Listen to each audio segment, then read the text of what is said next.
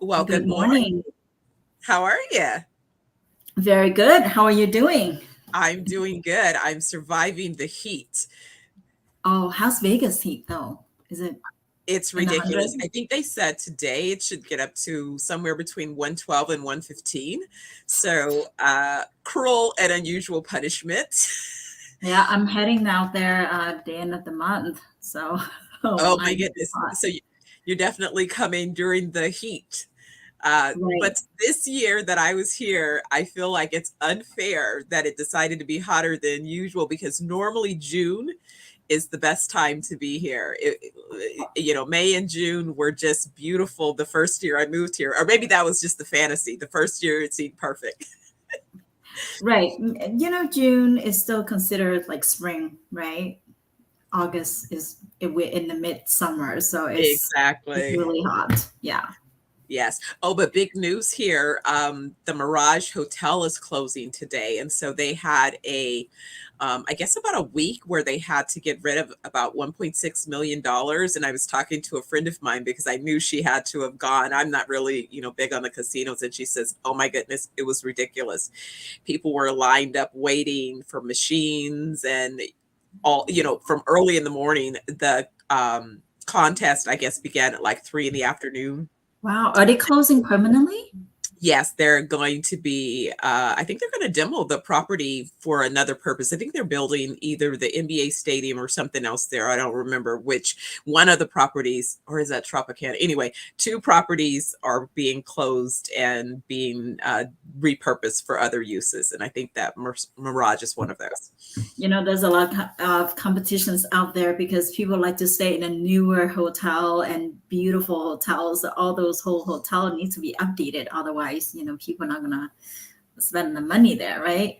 Yeah, absolutely. Well, before we go any further, we must say hello to all of you and welcome you to another episode of Wealth Doctors.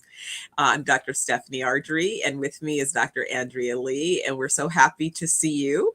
We love coming to you each week, sharing information about generating wealth for yourself and your family and your communities through your efforts of putting those things forward. So we are coming to you from two different locations, Dr. Le in Orange County, California, and myself in Henderson, Nevada today. Wow. So today we do have a big topic that a lot of people are curious how it's done and what's the best way to go about it. And it's a popular topic that many wanted to learn how to do it correctly. That way you don't incur penalty if you need to do it. And also there's advantages and disadvantages along with that. So today we are talking about Roth conversion. Roth conversions, my goodness. Right. Last week we were talking about Roth conversion, and we had a request. Last week we were talking about tax now or tax later, and this week, because of the request of one of the viewers, said, "Why don't we talk about Roth conversion?" I said, "Okay, let's do it." Absolutely. Yeah. And because it does come up, especially when people are thinking about shifts. And then I also think that it's important when we're considering things like, as we say, what's happening in terms of where you are in your tax bracket, what's happening as relates to are you making any retirement plans? Are you going to be exiting your company and looking to then shift resources from a company led 401k, for example, to some other vehicle as you depart the organization. So there's a few different scenarios that may present themselves where this would be something that you'd want to consider, and you'd want to know, is now the best time to convert it, or is another time a valuable time to convert it? And so that requires, I think, both understanding from the financial perspective, but also from the tax liability perspective, how to best make the decision. I think the popular reason why people like to convert from a traditional IRA or 401k or 403b or 457 or SEP IRA even, the two most popular reasons are they don't have to pay tax later on when they withdraw the money. So that's one of the big advantages. And also the second one is no required minimum distribution compared to the 401k plan and IRA. You are subject to required minimum distribution at age 72 and a half or 73. If you don't take it out that year, which is require you to take a minimum amount from your 401k, you will get penalty, and it's a big penalty. And not a lot of people are aware of that, because they're thinking, the longer you wait, the longer you grow your money, the more you have, because we would love to see more, right? But when you are MD or require minimum distribution from your IRA, you may subject to a larger tax bracket at that particular time. Your provisional income might be increased. You have more rental incomes, or you have other sources income, and they're all combined together. That would bring your tax bracket to the higher tiers, and that could cost you a lot more if you waited that long to take out your money. So now, and again, remember the IRA before 59 and a half, when you withdraw, you have to pay penalty of 10% on top of the tax that you have to pay. So there is many things that you at least those are the two most important reason why people love Roth, because whatever the money you grow in there, you don't have to pay tax later on. So that's a huge advantage. However, a lot of people, there is a limit how much you can contribute to Roth. So if you are 50 or under, maximum Roth contribution is $7,000 per year. And if you over 50, it goes up to $8,000 per year. And now, as far as the income limit, it does have an income limit as well. So you make a certain amount, like let's say your modified adjusted gross income is over 146 for a single filers, then you're not qualified for the contributions. So a lot of people would choose to do Roth conversion for that reason, because for your 401k contribution or IRA contribution, you have no income limit. There is a limit of how much you can contribute per year, but there's no income limit, and you can eventually convert that over to Roth each year. You can do one time, which is going to incur a lot of taxes. We wouldn't recommend that, but or you can do partial conversion. Yeah. So that's interesting, because I think that that's why it's so important to have a plan, because you need to factor in several things. And to me, I say it always requires a little bit of an analysis where you can compare apples to apples. So I love being able to kind of put it in a spreadsheet and see, okay, well, if I make this particular decision, then these are the particular costs at this time.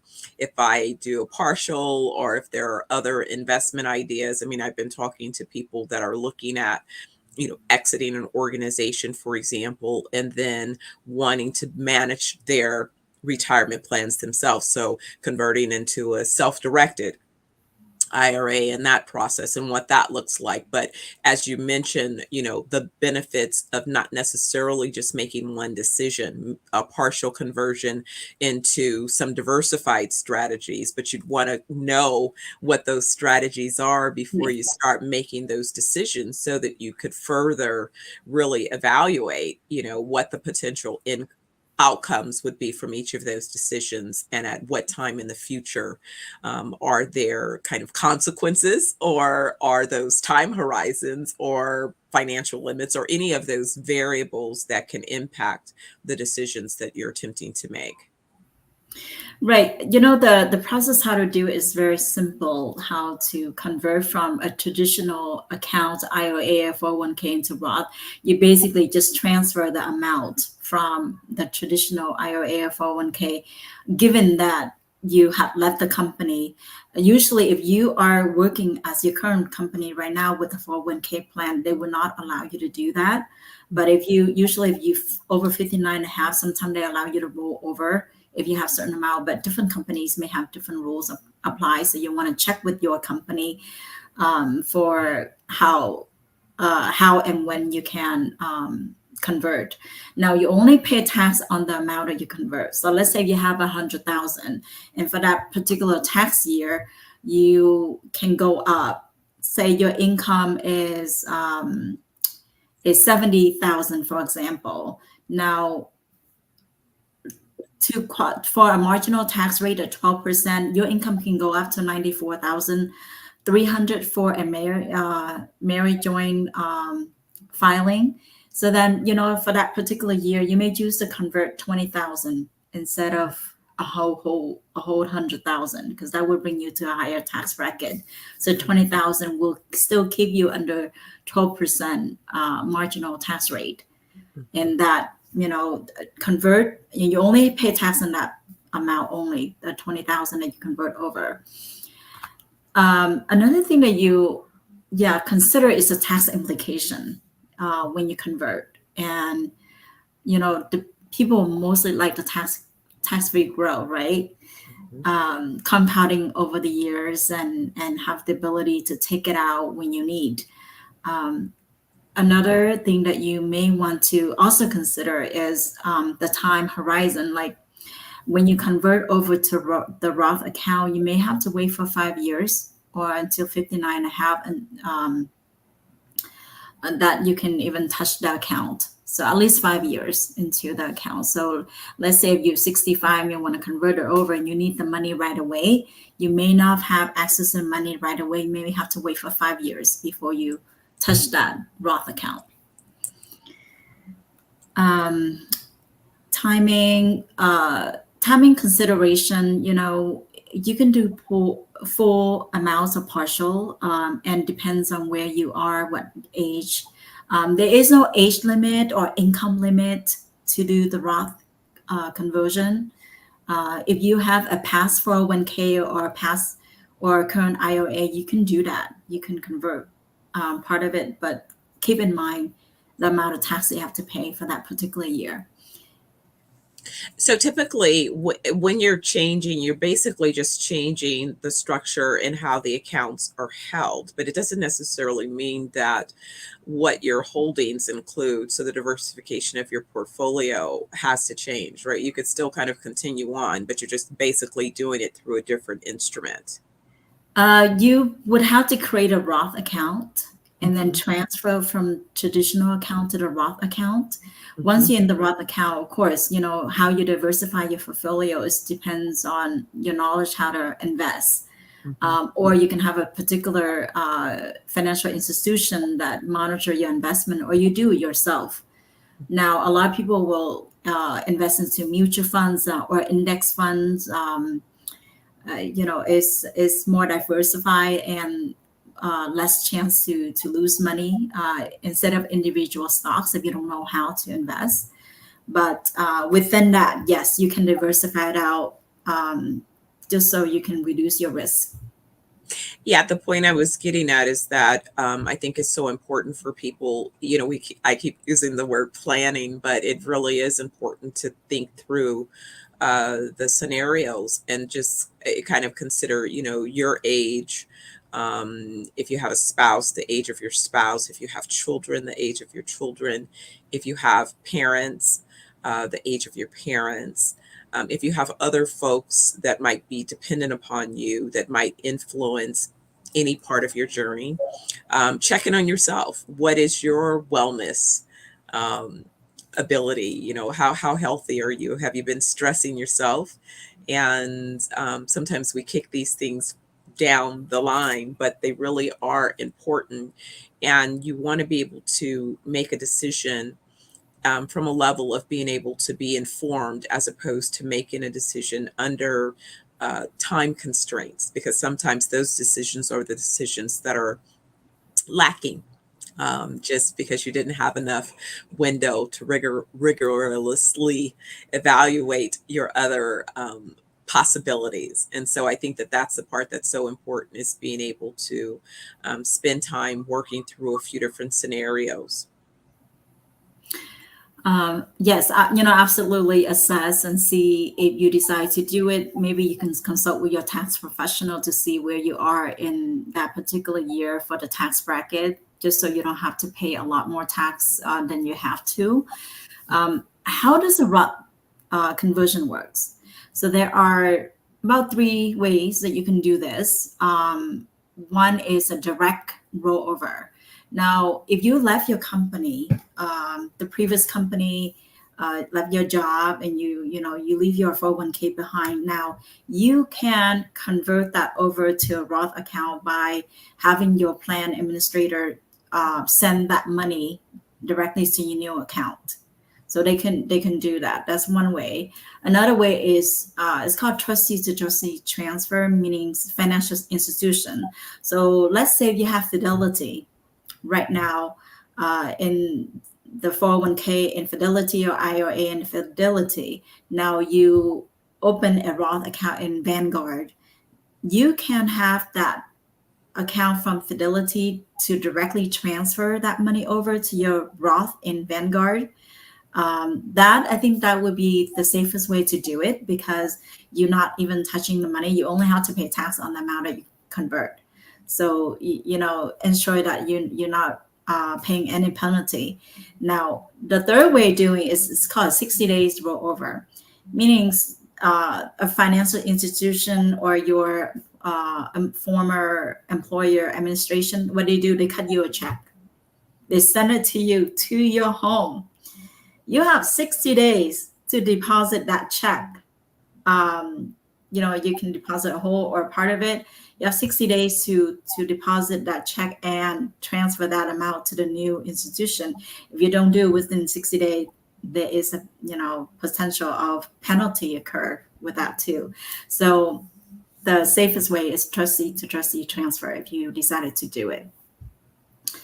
Wow, that just says that, people can't be trusted with their own money. Is that what that sounds like? Well, you know what? If you get the money in the bank, it's like, oh, that's something. Maybe a vacation would be nice. Wow. So sometimes it's about staying focused and understanding that gratification can be slightly delayed. But don't give up the opportunity for the future. But it's interesting. I was speaking with one yesterday, and she was sharing that she was a little disappointed because a family member had not really put in place protections and just other things around retirement. And so I find it interesting because we hear more and more of these conversations, but it's and you see so many opportunities for people to gain information, but I think it's still complex. And I know that that's why we've even talked about not only taking these conversations a little bit further in depth from just the vlog that we're doing each week, but even adding webinars so that we can really drill down and help people to understand some of these options that they should consider as they're planning for the future, for not only themselves and again for their families. So here's my challenge to anyone that's listening. If you would be interested in having us invite you to a free webinar, send us an email at info@wealthdoctors.us, not only indicating your interest, some of the times that you might like to check out this webinar, but the topics that you might be interested in us doing a deeper dive on. And we will plan some of these webinars so that we could spend a little bit more time, probably even inviting in some of the representatives. It'd be great to have a representative from, Fidelity, a representative from Vanguard, some of these other organizations that assist in this process, to provide you with information about how this is done and executed. Right. Yes. I mean, a webinar would be great. That would provide, general public more information. And if you have question, you can just put in your question then. And that's an opportunity to learn more about a particular topic. So back to the Roth conversion. When does Roth conversion make sense? I mean, people love to not pay tax, right? Because that's the main primary reason. But is your tax bracket high now? Is it going to be high later on? So those are the questions that you need to consider. The big question is to pay you're able to pay tax now for the amount that you convert over. Also, times is time on your side. I mean, if you are 65 or over 50, when you convert it over, you have to wait for at least 5 years. So if you need the money right away, it may not be the right reason to do it, right? I mean, you have to wait for 5 years for that before you take out the money from the Roth account. Yes, so those are the things you have to remember. Now, for the money that stay in the Roth for 5 years, your withdrawal on earning is going to be it become tax free, okay, and penalty free in retirement. So that's a nice thing about the Roth. And you have to consider, is your income is going to be the same or more later on? Is it less now or more later on? And if it's more later on, then of course, tax Roth conversion make more sense now because your tax bracket now is lower, and we don't know what the tax rate is it going up in the future? Very possible that it's going up in the future, right? I mean, we're talking about the highest tax bracket in 1994, 1995. I'm sorry, 1945. That's when the tax bracket at the time was at 94%. It's insane. Right? You think we pay a lot of tax now? No. Yeah. Now it's also that, and then it's also dependent upon, again, if you have dependents and deductions that influence your tax liability as well. And that's definitely something to consider. It's like when you're raising kids or you have other dependents, those additional expenses sometimes impact the ability to move resources. And sometimes the challenge is a challenge to sock away extra resources, but that also might be a time that you have other mitigation measures that are going to assist you with your tax liability would be a good time. And then also the longer window that you have for your funds to grow, both tax-free as well as compound, you may have a greater, horizon of value at the end when you begin to assess those funds. Right. And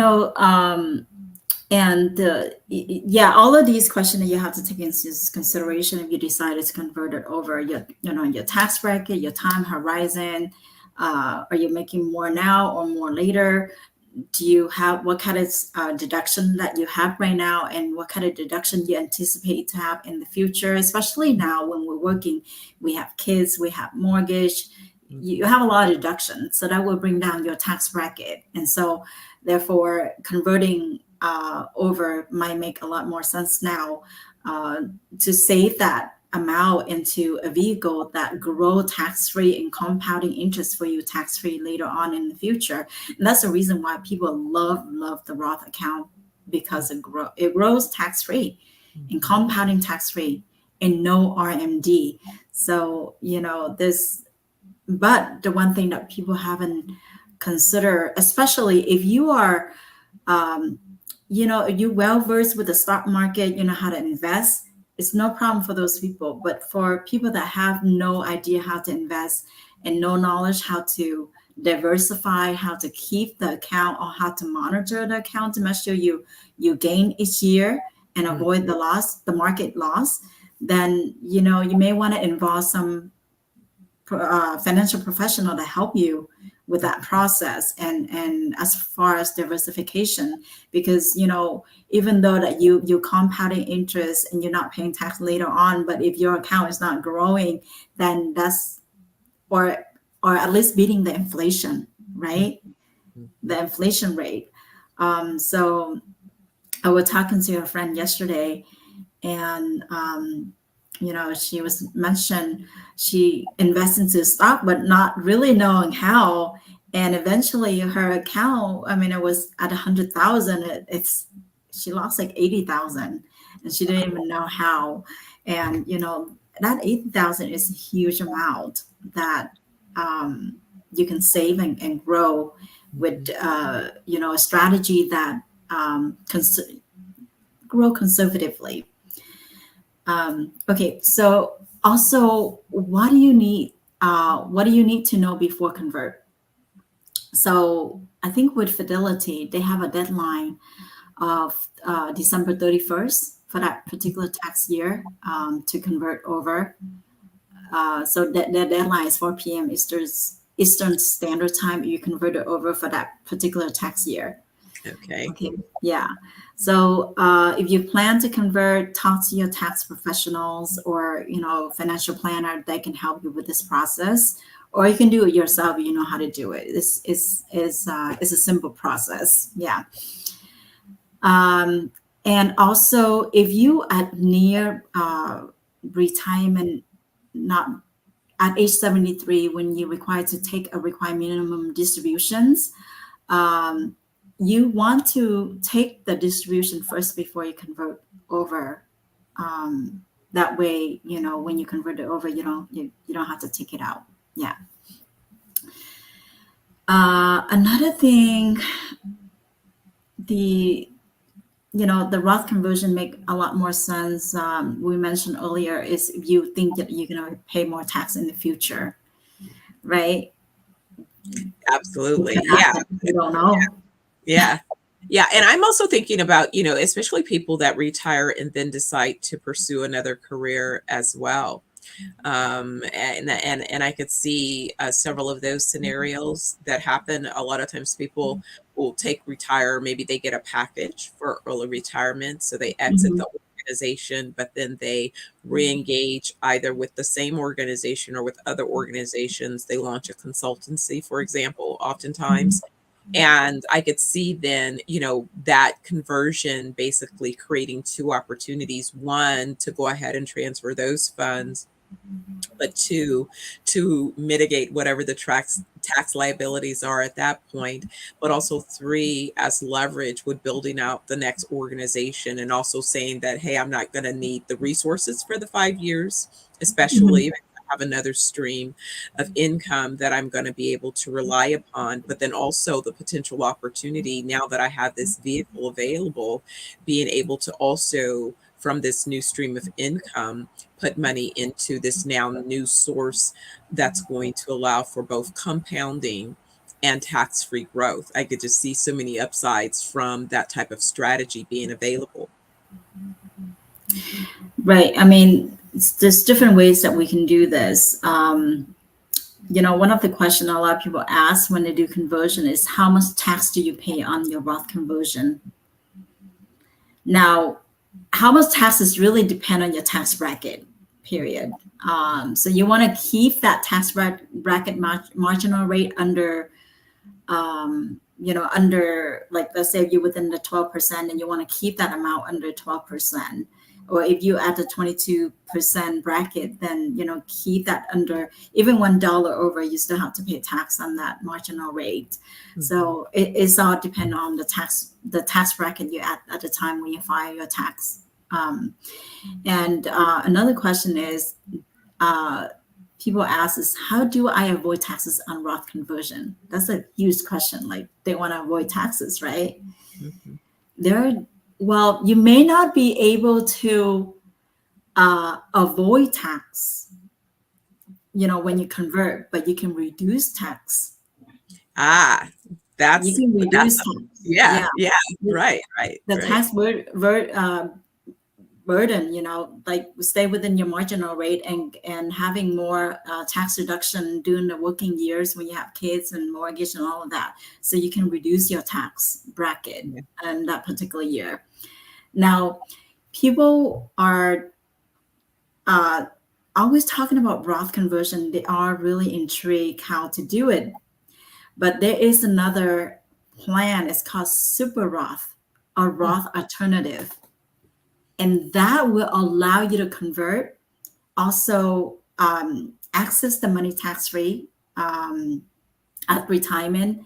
And if you are a person with conservative growth, and I mean, conservative and not care about the appreciate of the stock market so much, then this might be the right vehicle for you, because it's safe, it's protect your principal 100%.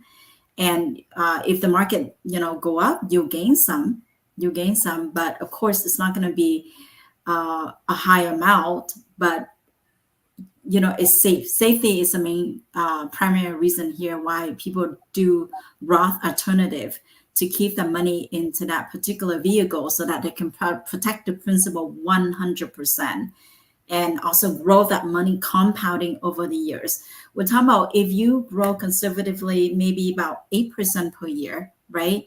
Even 8% per year, like the S&P 500 for the course of over 15, 20 years, the growth is about averaged 8%, 7.3 average. Now with these kind of vehicle, it could be 8%, and compounding that over the years, your money could double in about 8, 9 years, 10 years. Mm-hmm. And your principal is 100% protect. So that's what most people care, especially near retirement. You don't want to lose a penny of your hard-earned money. Mm-hmm. So that's another possible way that people can convert Roth alternative. And you're curious how that works, reach out to us. We can walk you through that process, or go over a plan that fit your scenario, your financial situation, and your goals. Yeah. Absolutely. Yeah, it's again, it all just comes down to thinking about what it is that you need and what's available in terms of options. It's about gaining insight and information and just planning your future so that you can shift your money into position to work for you. You've worked for it, so now you want your money to continue to work for you. Well, Exactly. as usual, we find ourselves at the top of the end of our time together, our time allocated for this particular conversation. It goes so fast each week, I tell you. I'm so glad that we could have this conversation about the Roth conversions. And next week, we'll come up with another exciting topic as well. And we are grateful that you joined us today. We hope you'll join us again next week. Remember, if it's 10 a.m. Pacific time, it's time for wealthdoctors.us. Thank you. Have a great day. All right. Take care, everyone.